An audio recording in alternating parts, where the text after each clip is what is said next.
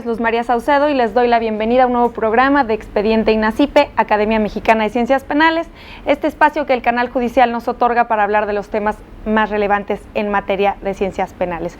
El tema que tocaremos el día de hoy es derechos humanos y criminalidad en México.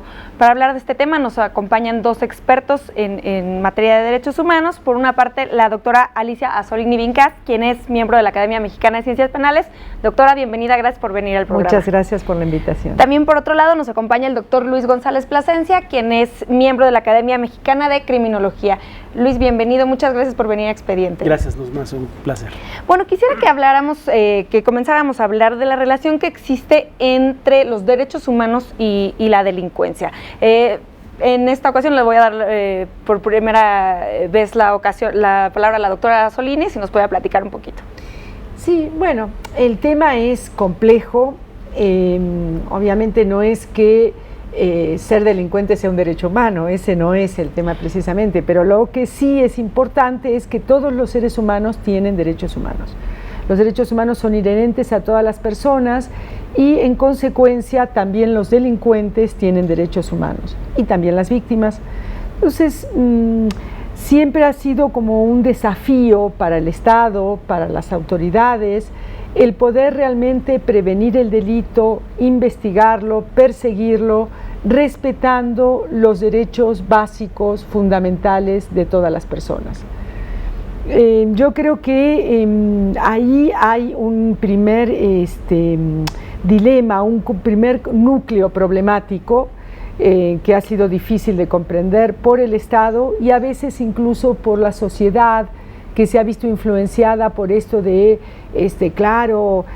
ellos cuando cometieron el delito no tuvieron en cuenta los derechos de la víctima, en fin, como una serie de clichés que se han manejado en los que aparentemente el respeto a los derechos humanos impediría realmente esclarecer los delitos, prevenirlos, investigarlos.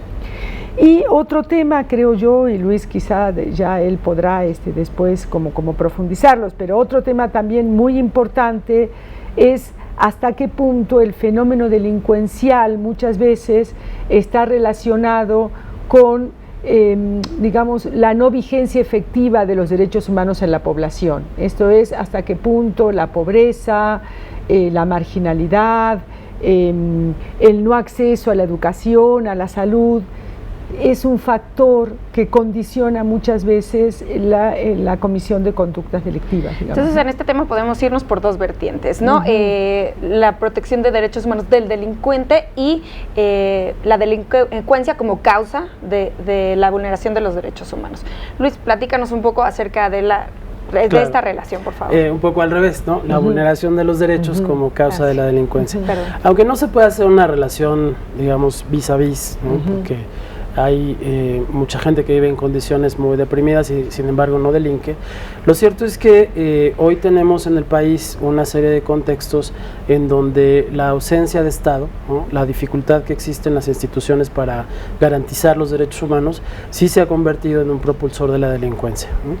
Hay situaciones en las que, sobre todo en el caso de los grupos de delincuencia organizada, cuando estos grupos se apropian de las funciones del Estado, prácticamente generan una condición en la que sobre todo los jóvenes se ven fuertemente influenciados para participar en actividades delictivas, ¿no? Se crea un contexto, digamos, en el que la disyuntiva para los jóvenes es pues ir a la escuela, una escuela que no funciona adecuadamente y que de todas maneras no les da una expectativa de vida interesante, ¿no?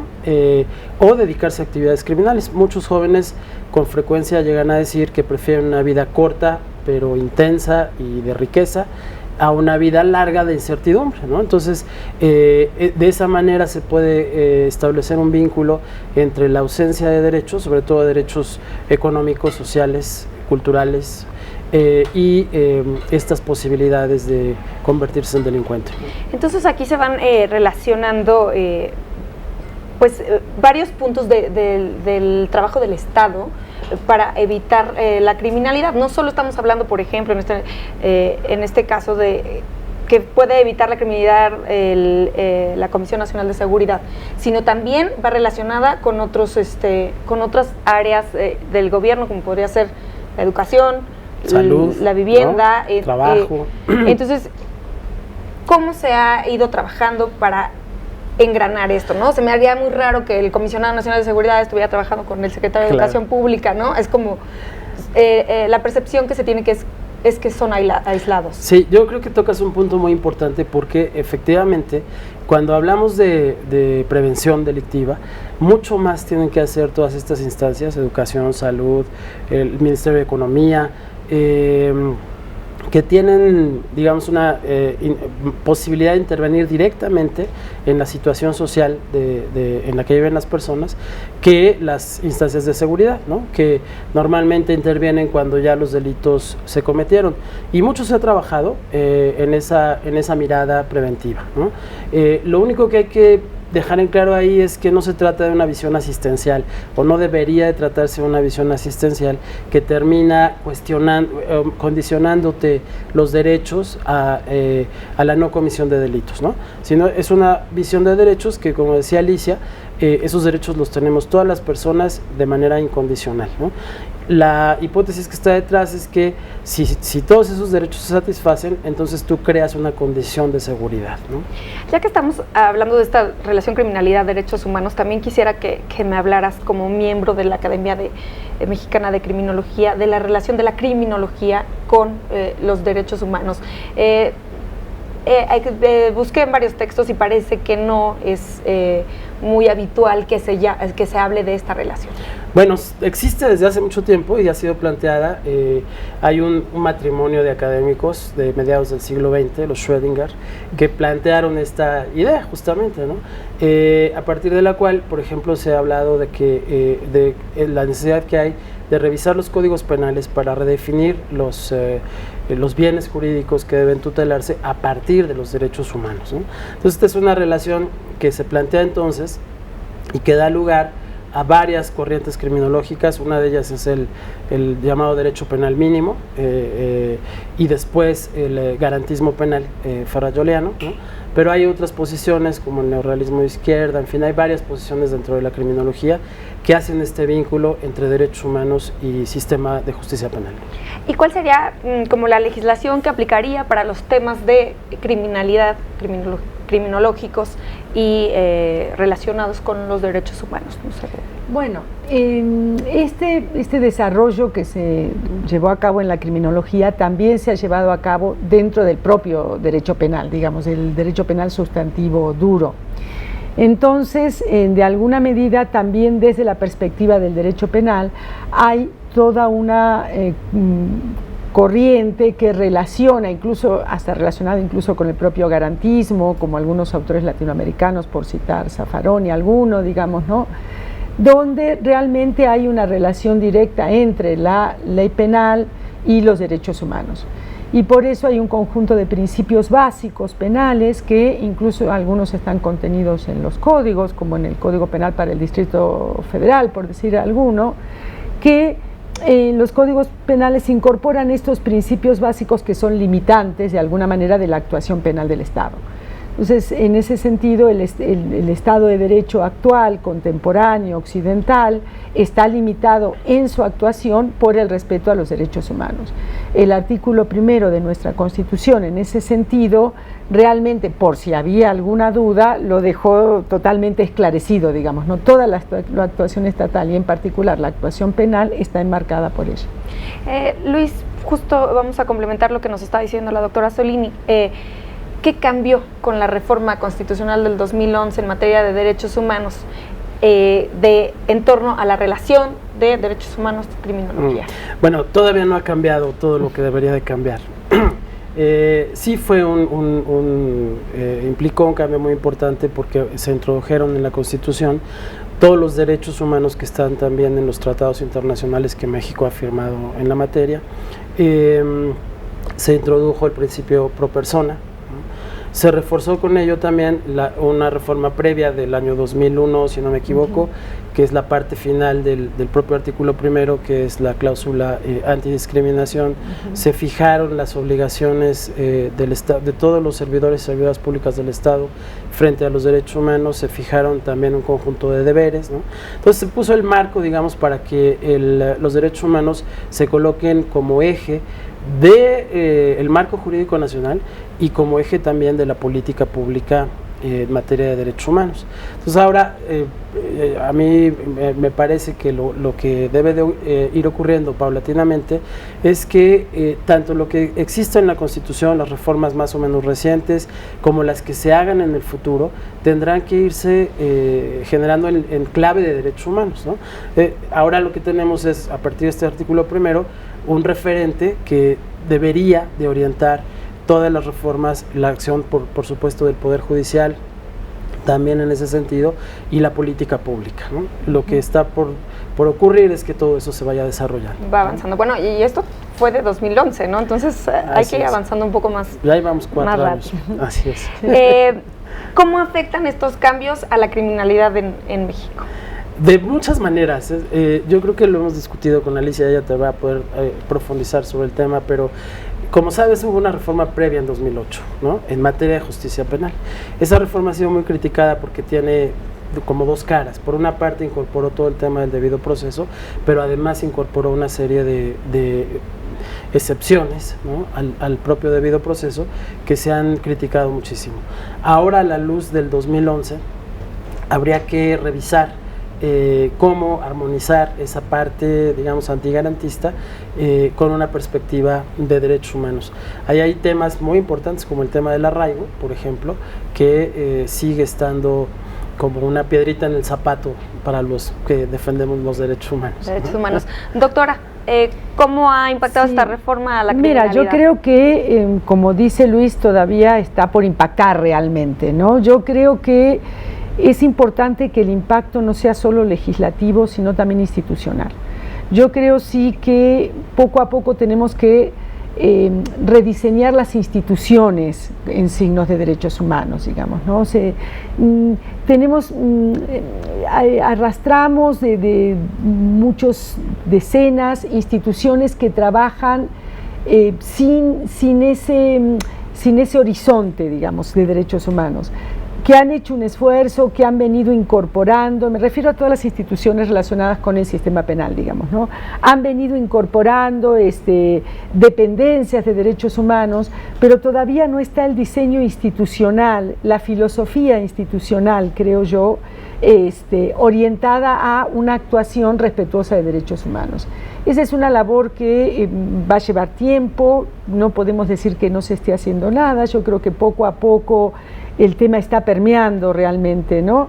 Y está permeando en las decisiones judiciales, en algunos ámbitos de la justicia más rápido, en otros menos, pero ha ido permeando. Yo creo que falta todavía que realmente termine de permear en el rediseño institucional. ¿Para esto se ha estado dando algún tipo de capacitación en la materia a las instituciones? Bueno, en este caso estoy hablando de las instituciones de seguridad pública, pero en realidad sería como a todas las instituciones del Estado, hablando de los derechos humanos, ¿no? Sí, sí se ha dado. Ahí hay que decir que el Poder Judicial de la Federación ha tenido un rol muy importante. Yo creo que un elemento, a diferencia de la capacitación que se ha dado, por ejemplo, en materia de la reforma de 2008 en justicia penal, es que aquí hay una visión más de Estado, ¿no?, sobre cómo capacitar en materia de derechos humanos. Y ese esfuerzo está haciendo en buena medida desde el Poder Judicial. También el Instituto Nacional de Ciencias Penales, claro, quizá más desde la perspectiva académico-penal, digamos, pero sí también en signos de derechos humanos, digamos, ¿no? Realmente han intentado como introducir la práctica de los derechos humanos. Luis, Alicia, tenemos que hacer una pausa, pero regresamos con el tema. Al auditorio, por favor, continúen con nosotros. Estamos en Expediente INACIPE, Academia Mexicana de Ciencias Penales.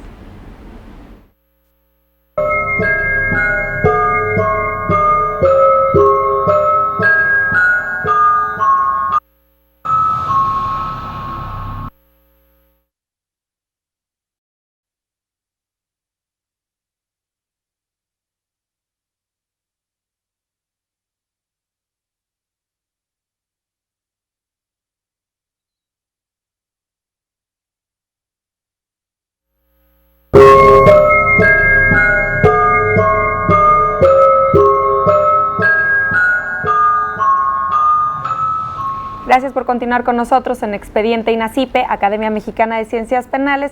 Les recuerdo que pueden estar en contacto con nosotros a través del correo electrónico que aparecerá en sus pantallas y nuestro Twitter, que es @expediente_.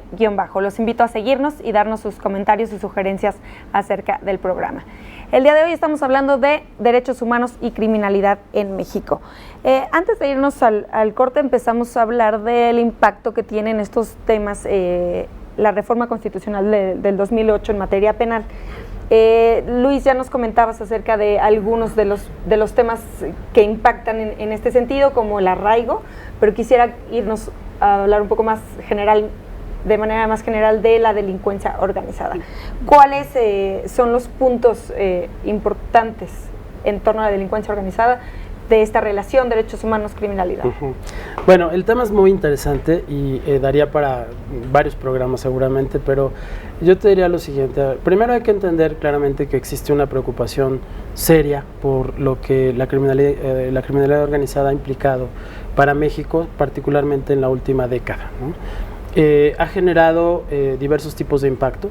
Por una parte, pues los impactos, digamos, que todos y todas vemos en términos de cómo se ha minado la capacidad del Estado para enfrentarlo, porque lo ha puesto frente a dilemas muy importantes. Desde finales de los años 80 por lo menos, quedó claro que la manera en la que el sistema penal enfrentaba el delito no es suficiente para enfrentar un fenómeno como el de la criminalidad organizada, pero a su vez eso ha implicado que el Estado recurra a medidas que resultan excepcionales y que han puesto ahora en riesgo la protección de los derechos humanos, ¿no? Desde los 90 empezamos a ver, por ejemplo, la aparición de las cárceles de alta seguridad, una política que se dirigió fundamentalmente a descabezar a los cárteles, a incorporar al ejército a las tareas de seguridad pública, y con eso se generaron problemas muy importantes porque el ejército pues no tiene una capacitación como la que debería tener la policía para tratar temas en el terreno civil, digamos, y eso también ha puesto al ejército en aprietos importantes. Los efectos que hemos tenido de esta política del Estado frente a la criminalidad organizada han incrementado notablemente el número de víctimas. Se habla de más de 60,000 muertos. Son las cifras conservadoras, ¿no? De 20,000 personas desaparecidas. Hay un fenómeno de desplazamiento interno que no está debidamente medido. Y hay una tensión que se ha dado a lo largo de toda la década entre la protección de los derechos humanos y la necesidad de combatir a los cárteles que se dedican a la criminalidad organizada, ¿no? O sea, ¿estas acciones han dado pie a que se vulneren los derechos humanos? Desafortunadamente sí. Entonces ahora tenemos dos tipos de víctimas: las víctimas directas de los actos criminales, particularmente de algunos como el secuestro, que han generado una gran efervescencia social, y por otro lado las víctimas de los abusos de poder o de las condiciones propias del combate a la criminalidad organizada, que se convierten en víctimas del Estado, ¿no? En ambos casos hay violaciones a derechos humanos, porque muchas de las víctimas del delito no se ven debidamente representadas por el Ministerio Público, por ejemplo, y bueno, esa también constituye una violación a sus derechos, ¿no? En el otro caso, estamos hablando de personas no necesariamente miembros de los cárteles, sino que se ven involucradas de distintas maneras en el fuego cruzado, en los operativos que realiza el ejército, o en los actos de abducción, de secuestro institucional, digamos, de las redadas, o en los eventos como el caso Tlatlaya y otros más, que pues han sido demostraciones de la existencia de la ejecución extrajudicial, ¿no? Y volviendo un poco a la capacitación que hablábamos en el bloque anterior, ¿se da capacitación ahora también, por ejemplo, a los militares? Sí, que eso es lo que se requiere, ¿no? Sí, claro que ¿no? sí. Y la CIPE yo creo que ha hecho muchísimo. Sí, la CIPE ha trabajado. Es más, nosotros tenemos maestrías en INACIPE sobre el nuevo sistema de justicia penal.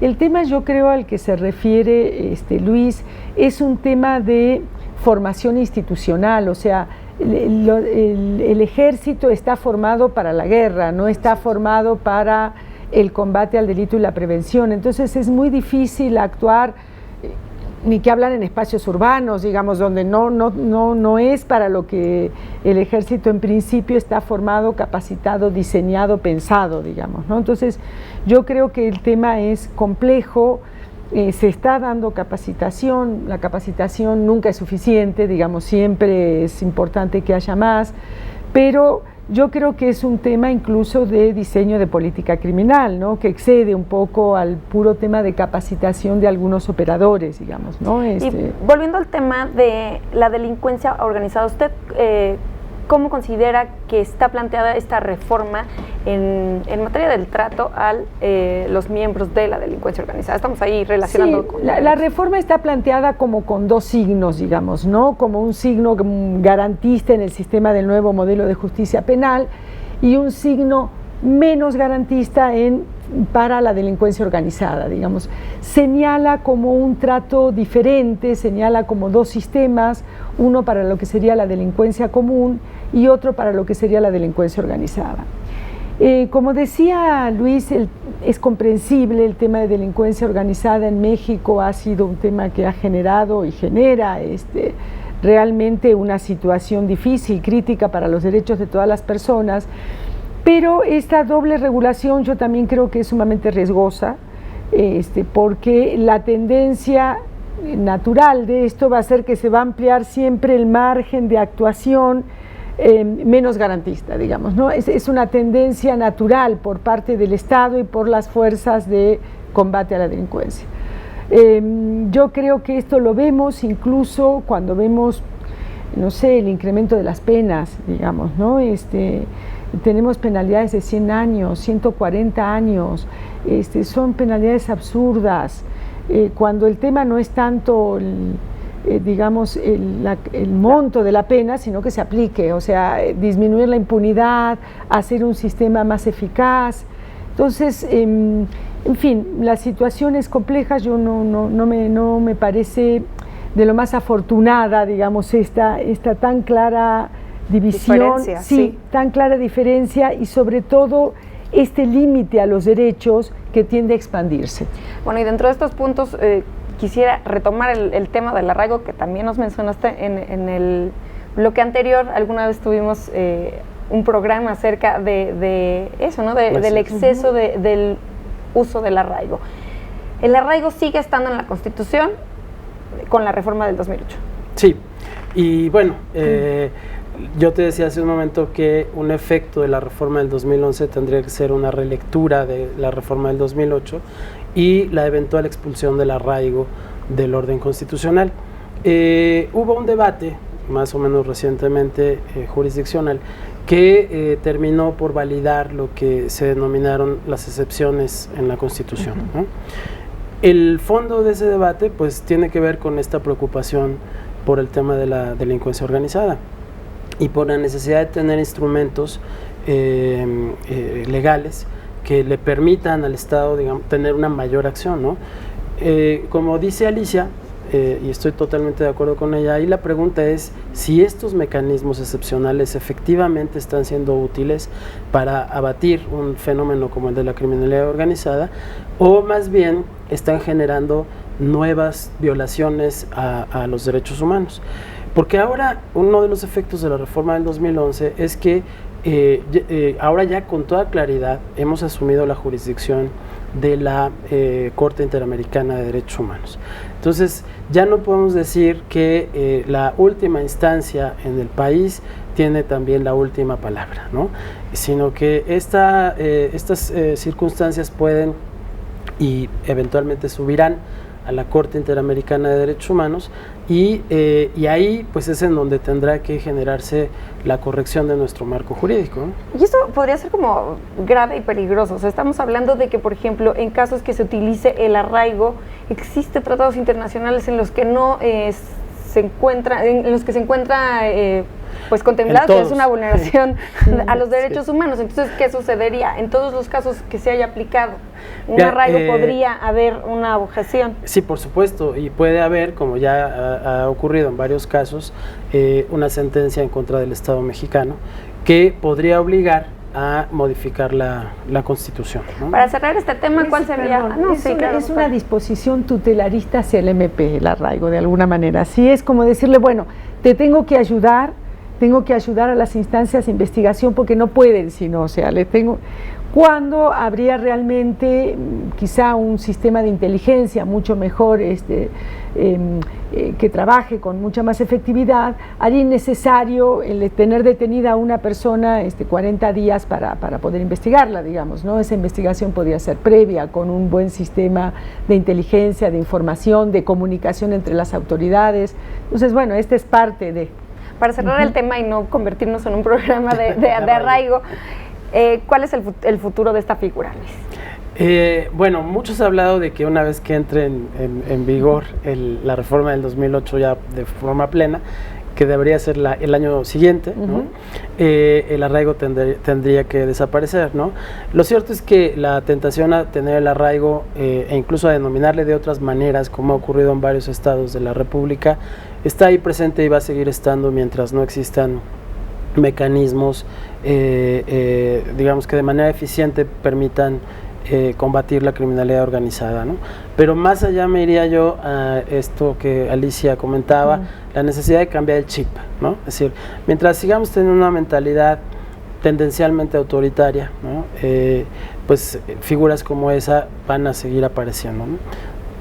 Dentro de la misma reforma constitucional del 2008 aparece como un punto más importante la víctima, ¿no? Se le da como más importancia, más valor a las víctimas. ¿Cuáles son los cambios y cuáles son los beneficios de esta relación derechos humanos, criminalidad, víctima? Bueno, es muy importante. Ya desde el año 2000 el reconocimiento del derecho de las víctimas ya había entrado en nuestra Constitución, que hubiera sido impensable en el siglo XIX o principios del siglo XX, digamos. Se visualizaba siempre el tema desde estado delincuente, digamos, ¿no? Ya el reconocimiento de la víctima como parte, no solo parte del conflicto, sino afectada por este conflicto que implica el delito, pues claro que es un reconocimiento muy, muy importante de derechos humanos. La víctima ahora tiene un lugar en el sistema penal, en el proceso. Se ha creado una comisión de atención a víctimas del delito, la conocemos como CEAV, Comisión Estatal de Atención a Víctimas, Ejecutiva de Atención a Víctimas. Bueno, la víctima tiene un conjunto de derechos que hace valer, y uno de los derechos muy importantes de la víctima es el derecho a la verdad, a saber lo que pasó y por supuesto a que el hecho no quede impune, ¿no? Entonces está directamente asociado con el trabajo del Estado en materia de derecho penal, de investigación de delitos, de sanción a delitos. Esta relación, esta nueva forma de ver a la víctima, ¿cambia la forma en que los criminólogos veían y planteaban lo que es una víctima? Yo creo que la está cambiando, ¿no? Poquito a poquito nos vamos aproximando a una nueva mirada de la victimología, mucho más crítica, ya no centrada en las vulnerabilidades de la víctima y tal, sino más bien en las condiciones vulnerantes del entorno frente a las personas, ¿no? Y ahí hay una conexión también entre la manera en la que se ve a las víctimas del sistema de justicia penal y a las víctimas del delito en general, ¿no? Porque en ambos casos hablamos de fenómenos de vulneración.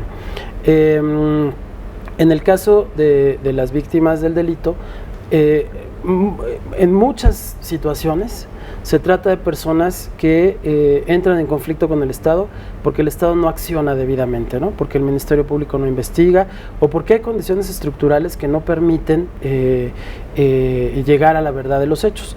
Yo creo que el fenómeno que más, en este momento, más lacera al país, a las víctimas en el país, es la desaparición de personas, ¿no? Tanto la desaparición forzada, que es responsabilidad directa del Estado, como la desaparición por motivos que tienen que ver con la delincuencia, ¿no? Pero, por ejemplo, ahí te enfrentas con que no tenemos un banco nacional de ADN, ¿no? Que permita facilitar la identificación, que no tenemos mecanismos adecuados de identificación de las víctimas, que no tenemos mecanismos adecuados de comunicación de los resultados de estas indagaciones a las propias víctimas, y ahí los victimólogos están jugando un papel muy importante. Ahora con el caso Ayotzinapa, que pues es un caso reciente, que no es el único, hay que decir, es apenas un epifenómeno, ¿no? El rol que están jugando victimólogos en el grupo de expertos de la Comisión Interamericana deja ver el potencial que tiene esta aproximación a las víctimas desde una perspectiva de derechos humanos. Entonces también desde puntos de vista como criminológicos ha cambiado, o sea, ya no se centran en ver como las causas, sino también se pueden generar o pueden ayudar a generar políticas política criminal del Estado. Sí, yo quería resaltar que precisamente por eso se señala últimamente que son personas en situación de víctimas, ¿no? Eso sí nos da una perspectiva de ver que todos somos víctimas potenciales de un delito, o sea, no es que la víctima como un ser que a veces vemos afuera, como vemos afuera al criminal y a la víctima como una dualidad que está ajena a nosotros, sino todos podemos en algún momento estar en situación de ser víctimas y seguramente lo hemos estado de un delito mayor o menor, digamos, ¿no? Entonces, bueno, es precisamente esa situación en que se encuentra la persona que ha sido víctima de un hecho delictivo, la que requiere una especial atención y la que genera una serie de derechos que el Estado de alguna manera debe dar satisfacción. ¿Y cómo se transforma esto en una política criminal del Estado? Yo creo que están pasando cosas muy interesantes en términos del cambio de enfoque, tanto en el sistema penal como en la criminología y la política criminal. No es casual que hoy tengamos todos estos protocolos que la Corte ha emitido para juzgar con perspectiva de género, con perspectiva indígena, tal, ¿no? Creo que son 7 protocolos los que existen, porque eso da una idea de 2 cosas. La primera es la necesidad de tomar en cuenta los contextos en donde ocurren los fenómenos delictivos y las violaciones a derechos humanos. Pues son importantísimos porque esos contextos ayudan a explicar la posición de las personas, ¿no? Como bien decías, ya no se trata de estudiar a la persona o las causas que llevan a esa persona a ser víctima o delincuente, sino cómo juega el contexto para colocar a las personas en estas situaciones, tanto de víctima como de delincuente, ¿no? Y la otra es la aportación de la perspectiva, porque no es lo mismo ver el sistema penal con ojos de mujer que verlos con ojos de hombre, ¿no? No es lo mismo verlo desde la perspectiva de una persona indígena que desde una perspectiva diferente. Entonces, esa aportación está implicando que estemos llegando a una especie de justicia de perspectivas, ¿no?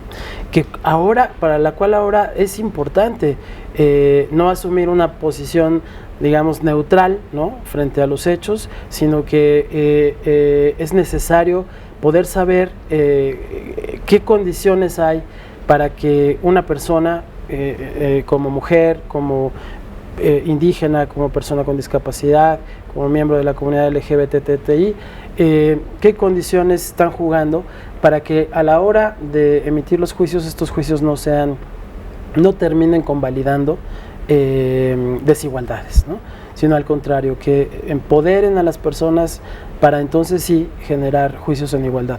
Y eso también tiene una implicación en la política pública y tiene una implicación en la política criminal, ¿no? Y estas justicias, la aplicación de la justicia con perspectiva, ¿no correríamos el riesgo de dejar algún sector fuera, ¿no? Decir, bueno, pues yo también soy vulnerable, yo también necesito, y que haya quedado fuera, porque bueno, empezamos con lo más sonado, ¿no?, la perspectiva de género, pero pues también la sociedad va evolucionando y se van creando nuevos sectores, que ¿no? a final de cuentas todas estas perspectivas convergen en una, que es la perspectiva de derechos humanos, ¿no? Sí, entonces yo creo que es posible interpretar estos esfuerzos, que en buena medida derivan de las sentencias de la Corte Interamericana, como una especie de metodología de equidad, ¿no? Porque si aprendes a juzgar con perspectiva de género y luego aprendes a juzgar con perspectiva indígena, al final aprendes a juzgar con perspectiva de derechos humanos, ¿no? Por eso es un tema institucional, claro, y de los operadores de las instituciones, que tengan esa perspectiva de poder distinguir la situación en la que el delito se da y quiénes son los que están involucrados en ese delito, ya sea el delincuente o la víctima.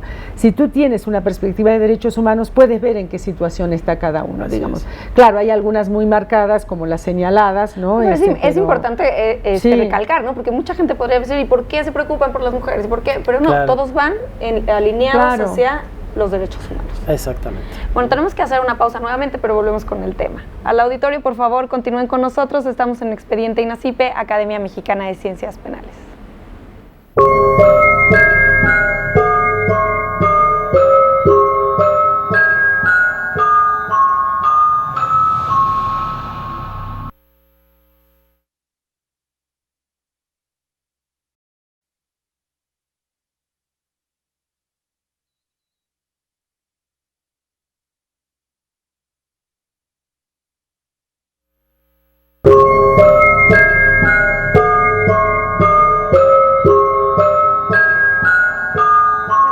Con nosotros en Expediente INACIPE, Academia Mexicana de Ciencias Penales. Les recuerdo nuevamente que pueden estar en contacto con nosotros a través del correo electrónico que aparecerá en sus pantallas y nuestro Twitter. Los invito a seguirnos y darnos sus comentarios y sugerencias. Nuestro Twitter es @expediente_.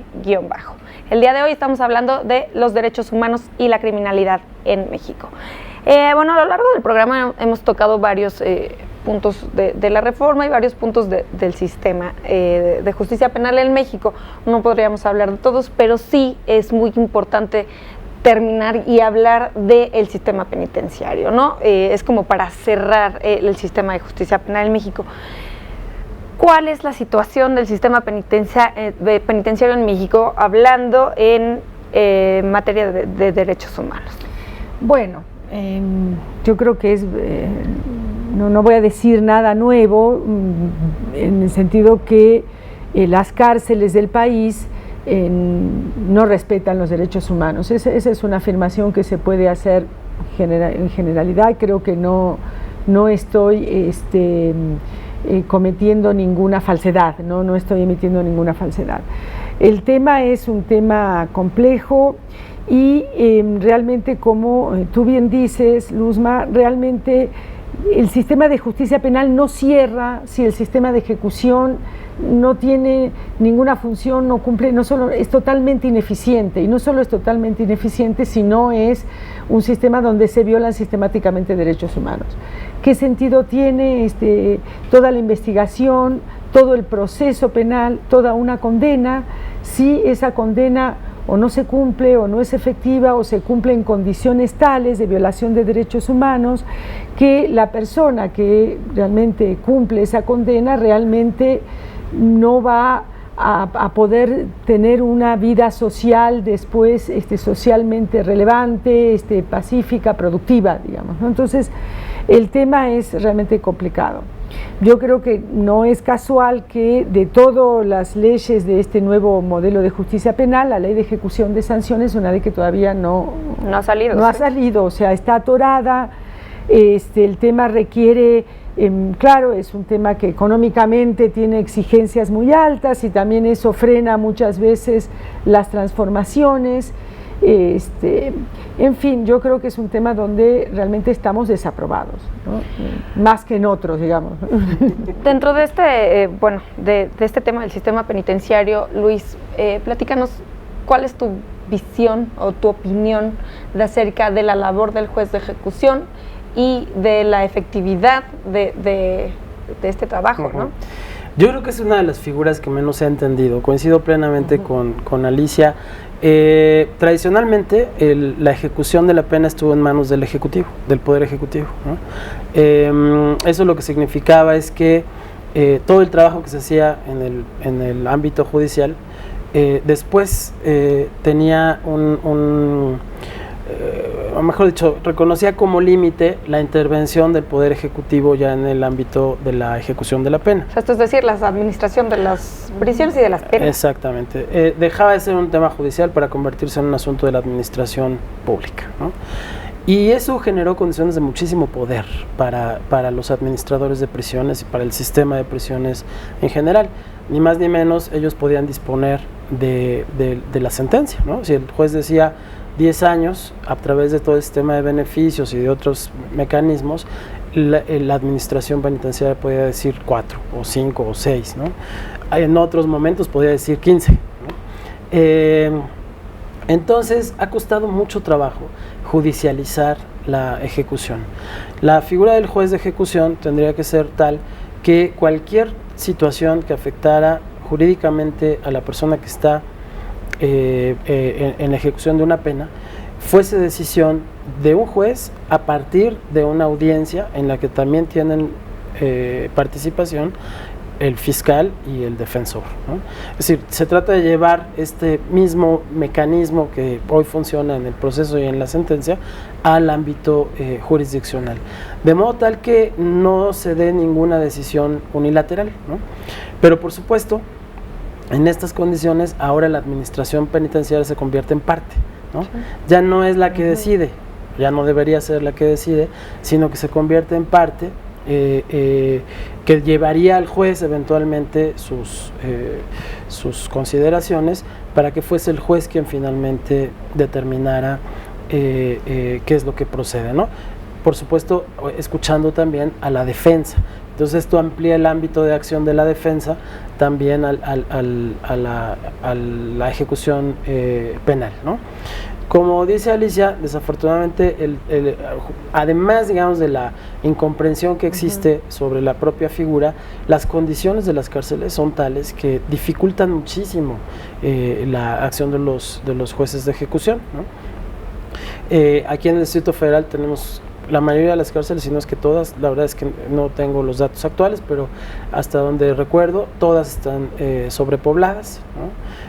Todas tienen fenómenos muy importantes de grupos de poder al interior de las mismas. De autogobernabilidad. Así es, de autogobiernos, ahora grupos de criminalidad organizada, que han desvirtuado absolutamente el trabajo que se puede hacer dentro de la prisión, ¿no? Y finalmente, también creo que ha costado mucho trabajo que los nuevos penitenciaristas piensen como nuevos penitenciaristas, siguen pensando como viejos penitenciaristas, y eso tiene un efecto porque se sigue insistiendo en la idea de la readaptación, ¿no? Que sigue viendo las posibilidades de generar esa vida en sociedad en el individuo, pero en unas condiciones absolutamente adversas, ¿no? ¿Cómo readaptas a alguien? Separándolo de la sociedad, y no solo, sino poniéndolo en un contexto en el que lo que va a pasar es que se va a vincular con nuevos socios criminales, ¿no? Entonces esta relación haría, por ejemplo, que hablo de falta de derechos humanos, ausencia de algunos de los, o violación de los derechos humanos dentro de las prisiones, haría factible o como consecuencia se tendría la reincidencia y no reinserción. Sí, yo creo que eso es lo que está ocurriendo, ¿no? Muchos dicen que la cárcel funciona como una universidad del crimen. Yo digo que es como una bolsa de trabajo, más bien, ¿no? Si mal no recuerdo, dentro de las funciones también del juez de ejecución está velar por los derechos, que se respeten los derechos humanos de las personas que se encuentran en situación de prisión. Esto es un trabajo muy, muy grande. O sea, los jueces de ejecución, ¿en dónde tendrían que estar? ¿En la prisión o en los juzgados, o viendo las penas, o cuidando modelos, o velando, ¿no? Por ellos? Hay varios modelos. Aquí tenemos a las instituciones ombudsman, que son las que han hecho tradicionalmente ese trabajo y lo han hecho bien. En términos generales lo han hecho bien. Yo creo que los diagnósticos que emiten las comisiones de derechos humanos sobre el sistema penitenciario son bastante certeras, ¿no? Lo que ha fallado, en todo caso, es la posibilidad de llevar adelante las recomendaciones. Como bien decía Alicia, hay un tema de presupuesto, ¿no? Porque no es fácil, cuestan muchísimo dinero las cárceles, y desde hace, yo te diría, unos 40 años, hay mucha gente, entre ellos quienes estamos aquí ahora, que hemos insistido en que no hay que buscar una cárcel mejor, sino algo mejor que la cárcel, ¿no? Porque la cárcel no ha dado resultados. Pues no solo eso, sino que hemos incrementado los delitos carcelables, por decirlo de alguna manera, irracionalmente. O sea, tenemos las cárceles muchas veces llenas de delitos que podrían de alguna manera tener algún otro tipo de punibilidad quizá más adecuada, digamos, que esperemos, ¿no? Ahora con la implementación, idea del nuevo modelo precisamente es tener estas salidas alternas, otro tipo de soluciones alternas que no sean necesariamente la pena de prisión, que en todo caso se debería mantener para los delitos solamente más graves y, como dice Luis, replantearse. O sea, yo creo que falta un trabajo de reflexión, ¿no?, sobre el sentido de la prisión en el siglo XXI, ¿no? Eso es algo que me parece que es una asignatura pendiente.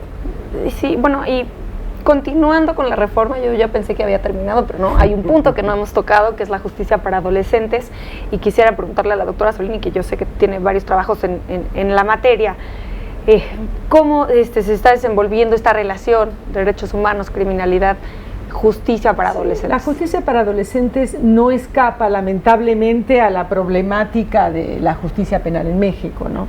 En particular, en materia de adolescentes, tuvimos una reforma en 2005 que en mayor o menor medida, en fin, se ha puesto en marcha en los distintos estados del país, pero se ha puesto en marcha con distintas interpretaciones, digamos.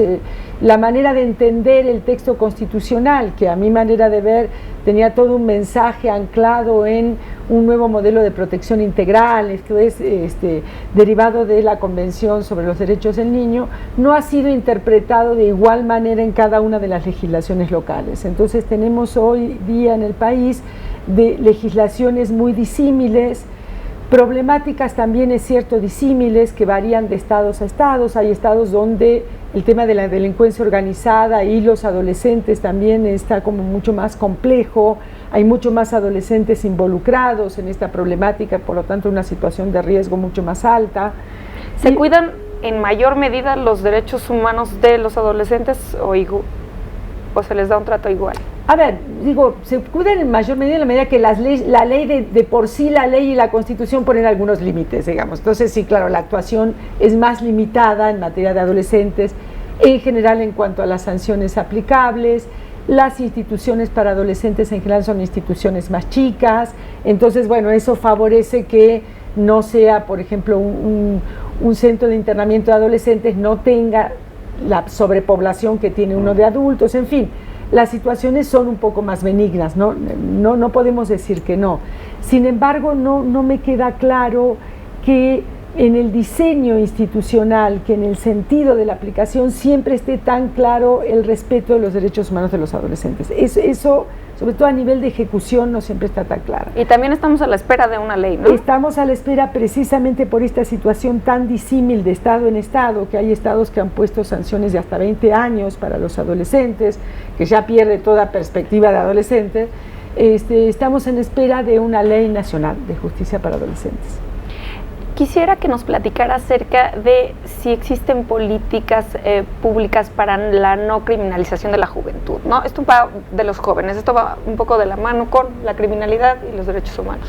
Yo creo que sí, que existen algunas políticas quizás un poco aisladas, quizá no coordinadas, y quizá no siempre comprendidas, digamos, ¿no? Entonces están en los distintos estados, siempre hay algún tipo de procuradurías o subprocuradurías o instituciones para la juventud orientadas a generar a veces algún tipo de políticas para jóvenes, pero muchas veces disociado de las instancias de criminalización o de las instancias de sanción para los jóvenes. Entonces yo creo que sí nos falta incluso en esta ley de los derechos de las y los jóvenes, faltaba nombrar, creo yo, que todavía no se ha nombrado un procurador, ¿no?, de los derechos de los jóvenes. En fin, es un tema que está a mitad de camino. Esa es la perspectiva que yo puedo dar de un vistazo así en todo el país. No puedo decir que no haya ninguna conciencia sobre el tema, pero es un tema que está a mitad de camino y que no siempre es totalmente comprendido, ¿sí? Hay quienes todavía reclaman bajar la edad penal argumentando que ese chavo de 16 años que cometió un delito sabía lo que hacía y merece 50 años de prisión, digamos, ¿no? Todavía el tema creo que falta trabajarlo. Luis, ¿tú consideras que sí se dé la criminalización de los jóvenes? Bueno, ese ha sido todo un tema. Aquí en la Ciudad de México, por ejemplo, hay varios casos en los que se ha planteado esta perspectiva de criminalización. Uno de ellos fue el News Divine, ¿te acuerdas? Hace algunos años. Pero ha habido otros más, una gran redada que se hizo hace relativamente poco tiempo contra los jóvenes denominados reggaetoneros, ¿no? Y en general, digamos, una política que yo calificaría de intolerante y de incomprensiva en términos de lo que significa las necesidades de las y los jóvenes en el país en general. Ha habido esfuerzos interesantes, ¿no? Por ejemplo, el Instituto de la Juventud de la Ciudad de México ha intentado acercarse a los grupos de jóvenes para escucharlos también y para que la política pública se pueda construir a partir de lo que ellos van planteando, porque prevalece una mirada muy asistencial también ahí, ¿no? La idea de que, bueno, vamos a ponerles más canchas deportivas, vamos a ponerles, a permitir que accedan mejor a la escuela, y luego sean fenómenos paradójicos, ¿no? Como que se reúnen a beber cerveza en las canchas de básquetbol, o llegan a la escuela y hay un problema de bullying terrible, ¿no? Entonces, a veces estas miradas desde la perspectiva adulta de lo que debe ser un joven terminan generando políticas que son inadecuadas, ¿no? Ha habido experiencias muy buenas de organizaciones de jóvenes que plantean las cosas desde una mirada diferente y que han logrado mecanismos para evitar que quienes podríamos decir tenían un destino fijo en la delincuencia, han podido encontrar caminos distintos, ¿no? Quisiera que en un minutito pusiéramos a hacer una conclusión muy, muy breve. Doctora Solín. Bueno, yo creo que el tema de los derechos humanos es el tema de hacer efectivos los derechos humanos. Yo creo que en México en este momento podemos decir que hay un reconocimiento normativo de los derechos humanos. No creo que la carencia sea una carencia normativa en los ámbitos académicos e incluso en muchos ámbitos del sistema penal hay conciencia de derechos humanos. Nuestro gran desafío es que realmente hacerlos efectivos, construir instituciones, tener prácticas propiamente en la que los derechos humanos sean una realidad. Luis. Coincido plenamente, ¿no? Yo creo que hace falta reconocer cuáles de nuestras prácticas sociales son prácticas que en los hechos son violatorias de derechos humanos, en un sentido amplio, ¿no? Porque normalmente se entiende como violación de derechos humanos las que cometen las instancias del Estado, las autoridades, pero en realidad es un tema nada más de competencias, ¿no? Porque los derechos humanos se violan también entre particulares, ¿no? Y hay temas uno que dejamos ahí de lado, que es el de la corrupción, que es un tema estructural y que es un tema que está a la base de la generación de mentalidades proclives a la violación de derechos humanos, ¿no? Entonces me parece que no basta con la reforma. Definitivamente lo que hemos hecho en términos legales es importante, pero no es suficiente si no hay una apropiación de lo que implica el respeto a los derechos humanos en la vida cotidiana. Alicia, Luis, muchísimas gracias por venir a platicar con nosotros acerca de este tema tan interesante. Un placer. Gracias. Al auditorio, los espero la próxima semana en un nuevo Expediente INACIPE, Academia Mexicana de Ciencias Penales. No se lo pierdan.